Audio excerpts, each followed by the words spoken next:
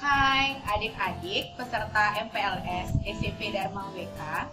Kali ini kita akan kembali belajar bersama.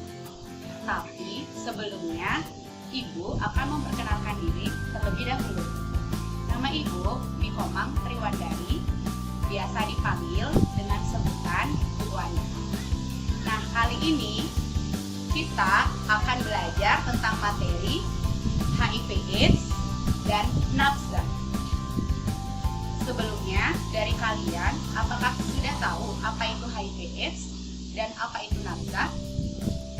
Jadi, HIV/AIDS adalah suatu penyakit yang disebabkan oleh virus dan menyerang sistem kekebalan tubuh manusia. Sedangkan nafsa merupakan kependekan dari narkotika, psikotropika, dan zat adiktif lainnya. Nah, agar kalian lebih paham mengenai materi HIV/AIDS dan nafsa, Ibu akan memberikan 2 buah cuplikan tentang materi tersebut. Baik, untuk yang pertama, kita akan menyaksikan cuplikan mengenai HIV/AIDS dari KPA Provinsi Jawa Tengah. Selamat menyaksikan ya.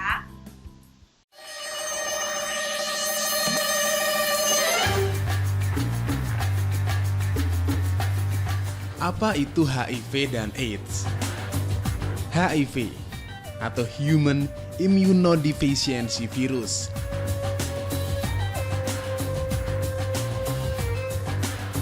yaitu virus yang menurunkan kekebalan tubuh manusia. AIDS, Acquired Immune Deficiency Syndrome, yaitu sekumpulan gejala penyakit yang timbul karena turunnya kekebalan tubuh. AIDS disebabkan oleh infeksi HIV. Cara penularan HIV. Melalui darah. Secara langsung melalui transfusi dan transplantasi organ tubuh yang terkontaminasi virus HIV. Secara tidak langsung melalui alat suntik yang berisi cairan yang terkontaminasi virus HIV. Melalui cairan sperma dan cairan vagina. Melalui hubungan seks penetratif, yaitu alat kelamin pria masuk ke dalam alat kelamin atau dubur pasangan tanpa menggunakan kondom, sehingga memungkinkan cairan sperma atau cairan vagina yang mengandung virus HIV masuk ke dalam tubuh pasangannya. Melalui air susu ibu yang positif HIV. Faktor resiko HIV. Penggunaan alat suntik yang dipakai bergantian. Pada saat alat suntik digunakan, biasanya terdapat darah yang tertinggal. Dan jika alat suntik bekas pakai tersebut digunakan secara bergantian, maka akan menyebabkan terjadinya perpindahan virus.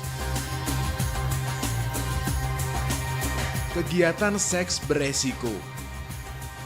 Hubungan seks tanpa kondom dapat menyebabkan penularan IMS atau infeksi menular seksual yang meningkatkan risiko seseorang terinfeksi HIV karena adanya perlukaan akibat IMS.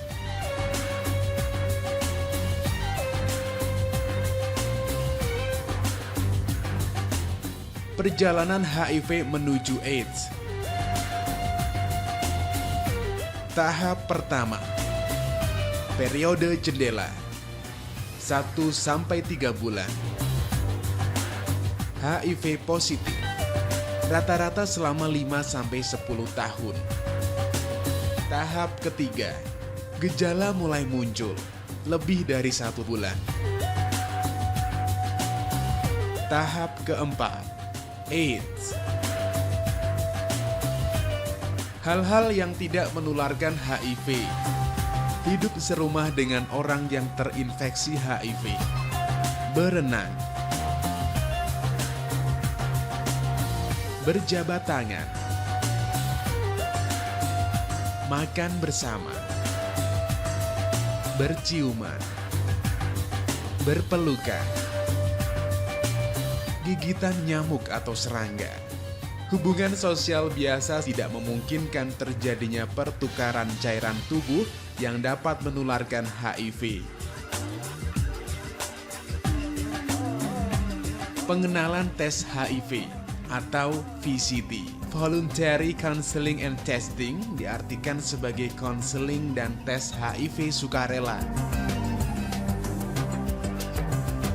VCT bertujuan untuk mengetahui status HIV seseorang sehingga membantunya untuk mengambil keputusan. Termasuk di dalamnya adalah keputusan untuk menjalani tes HIV, kemampuan untuk menghadapi tekanan terkait status HIV, dan kemampuan untuk membangun perilaku aman. Pengobatan HIV dan AIDS. Apa terapi antiretroviral itu? Terapi antiretroviral berarti mengobati infeksi HIV dengan obat antiretroviral atau yang disebut ARV tidak membunuh virus itu, namun dapat memperlambat pertumbuhan virus.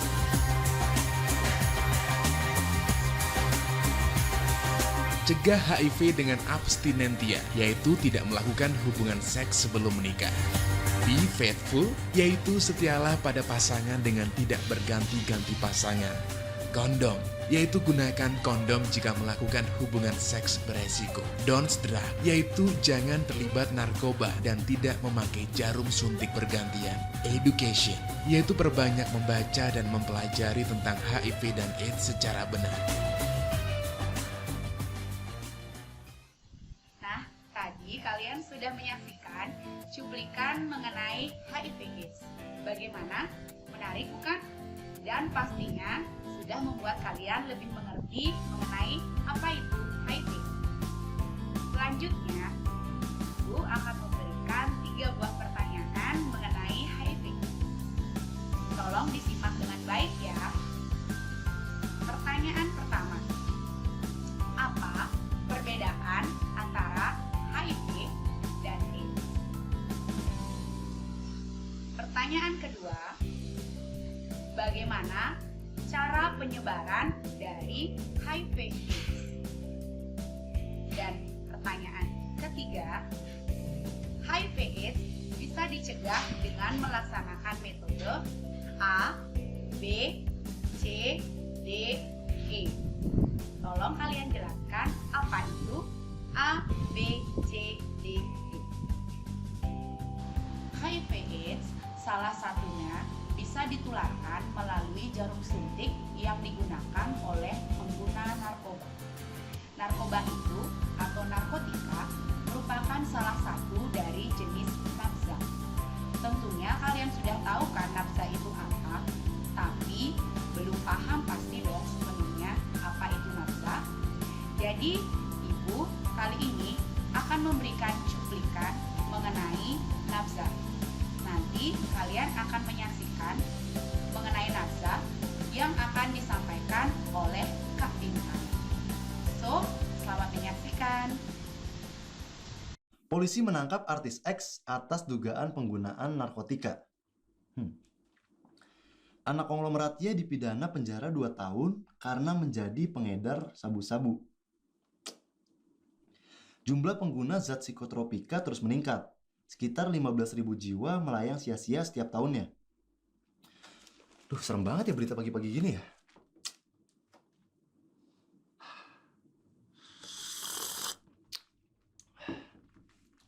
Kok masih ada aja sih orang yang terjerumus ke dunia gelap ini? Tapi sebenarnya beda nggak sih narkotika dan psikotropika itu? Sama nggak sih mereka? Ayo kita bahas.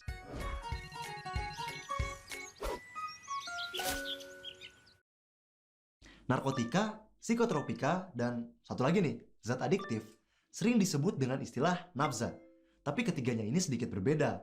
Menurut Undang-Undang Nomor 35 Tahun 2009, narkotika itu zat yang bisa bikin kesadaran kita menurun dan bisa juga ngilangin rasa nyeri di tubuh kita untuk sementara waktu.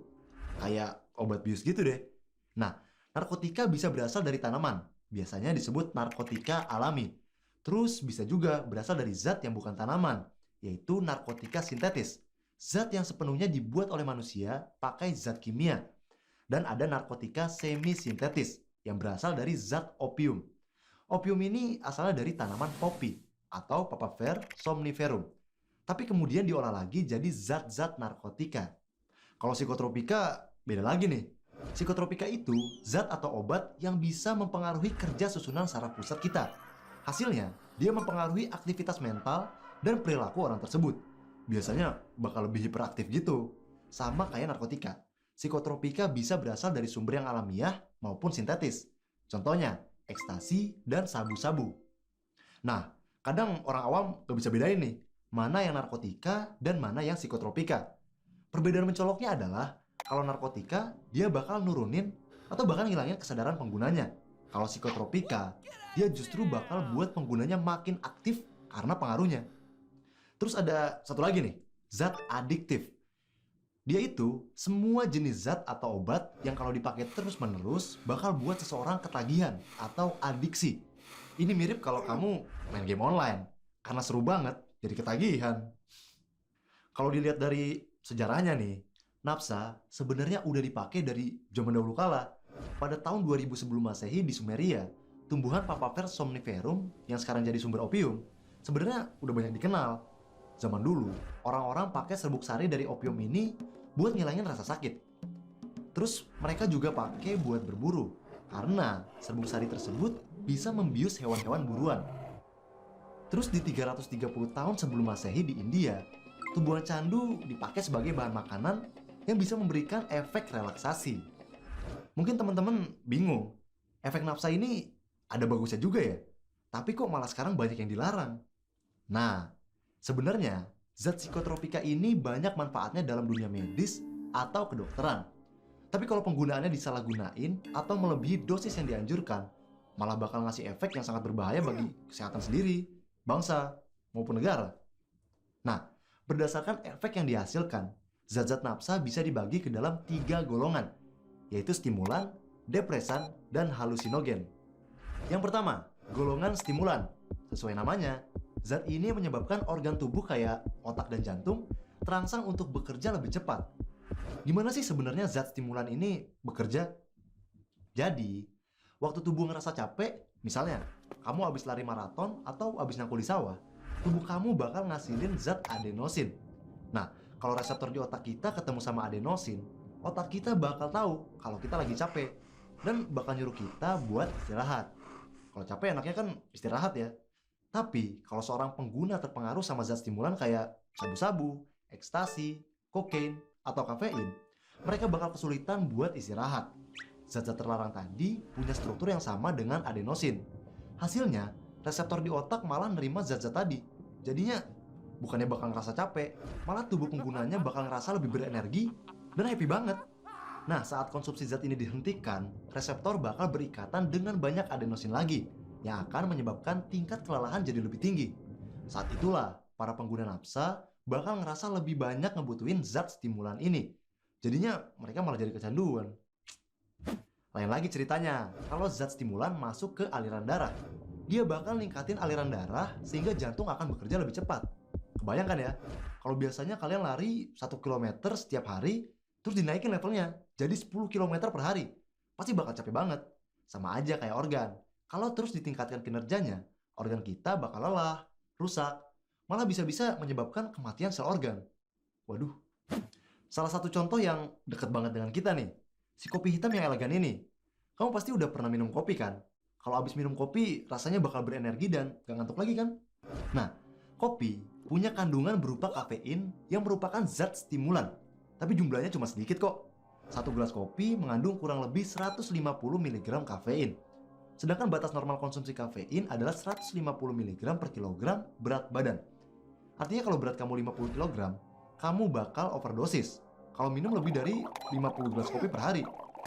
Siapa juga yang minum kopi sebanyak itu ya? Kalau aku sih paling 2 aja. Golongan nafsa yang kedua berdasarkan efeknya itu golongan depresan atau penenang. Zat ini bakal menekan atau mengurangi fungsi neuron di dalam sistem saraf pusat yang bakal menyebabkan aktivitas pemakaian jadi melambat atau bahkan tertidur. Kita ambil aja salah satu contohnya nih ya, yaitu alkohol dalam jumlah yang banyak. Kalau alkohol lagi ada di tubuh kita nih, alkohol akan mendorong neurotransmitter yang namanya gamma aminobutyric acid atau GABA untuk terus berikatan dengan reseptornya di otak. Nah, saat ini terjadi, jalur ion klorida yang bermuatan negatif akan kebuka, dan ion ini akan masuk ke dalam sel otak. Hasilnya, aktivitas sel otak akan menurun, dan ini bisa menekan rasa sakit, takut, bahkan gelisah. Makin banyak alkohol atau zat depresan lain yang dikonsumsi, kayak obat penenang atau obat tidur, maka GABA akan semakin lama berikatan dengan reseptornya. Ini artinya akan semakin banyak juga ion klorida negatif yang masuk ke sel otak. Apabila pemakaiannya dihentikan, otak bakal kehilangan keseimbangannya. Ini bikin tubuh gemeter, muncul rasa takut berlebihan, hingga pemakainya akan terus-menerus nagih untuk pakai zat depresan ini. Inilah yang dinamakan dari efek ketagihan. Tapi penggunaan dalam jangka panjang akan membuat ion klorida negatif ini malah menjadi racun, dan akhirnya terjadilah kerusakan otak, penurunan kerja jantung, dan juga sistem gangguan pernapasan, koma, bahkan kematian. Nah, masih ada satu lagi nih, efek nafsa yang terakhir, yaitu halusinogen. Kamu pernah nggak lihat singa bersayap, hinggap di pelangi? Bagi orang yang normal, hal itu nggak mungkin ada. Tapi, bagi orang yang udah kena efek halusinogen, hal yang tadi itu bisa aja jadi nyata menurut dia. Untuk lebih detailnya, kita ambil salah satu contoh zat halusinogen, yaitu jamur kotoran sapi, atau Paneolus cyanescens. Disebut jamur kotoran sapi karena jamur ini memang tumbuh di kotoran sapi. Jamur ini mengandung senyawa psilocybin. Saat kalian ngerasain suatu hal yang sangat menyenangkan, kayak jatuh cinta, sel otak akan lebih banyak memproduksi serotonin, yaitu neurotransmitter yang berperan mengatur rasa senang dan emosi. Psilocybin memiliki struktur yang sama dengan serotonin, jadi dia mampu berikatan dengan reseptor serotonin. Makin banyak jumlah psilocybin, maka akan semakin banyak pula reseptor yang berikatan. Akibatnya, timbul rasa senang yang berkepanjangan. Efek halusinasi yang ditimbulin bisa dari segi penglihatan maupun suara. Orang yang terkena dampak zat halusinogen bakalan susah buat ngebedain mana yang nyata, mana yang khayalan. Bukan cuma itu, efek ini ternyata berpengaruh terhadap sistem saraf tepi yang mengakibatkan pandangan kabur, gangguan tidur, atau rasa takut yang berlebihan. Selain jamur kotoran sapi, ternyata ganja dalam jumlah sedikit, bunga kecubung, lem, bensin, dan lysergic acid diethylamide atau LSD juga merupakan golongan zat halusinogen. Minuman keras, miras, apapun namamu, tak akan ku teguk lagi dan tak akan ku minum lagi walau setetes. Secuil. Jadi, gimana teman-teman? Udah tahu kan bahayanya nafsa bagi tubuh kayak gimana? Nah, dampak negatif yang ditimbulkan dari penyalahgunaan nafsa ini juga ada banyak. Dari sisi psikologis, pengguna narkoba biasanya akan menjadi lebih emosional dan temperamental. Hal ini terjadi dikarenakan terganggunya sistem neurotransmitter pada susunan saraf pusat. Nafsa bakal mengubah perasaan, mood, atau emosi penggunanya dengan drastis.